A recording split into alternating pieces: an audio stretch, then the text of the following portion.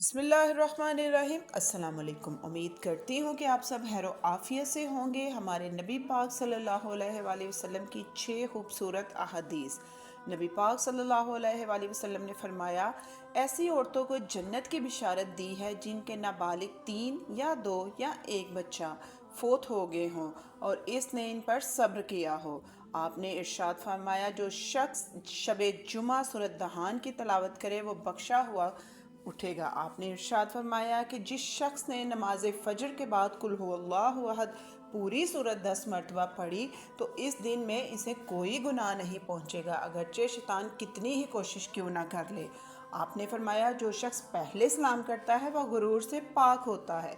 आपने इरशाद फरमाया, तुम जिस चीज़ को अल्लाह के डर की वजह से छोड़ोगे तो अल्लाह ताला तुझे इससे बेहतर चीज़ अता फरमाएगा।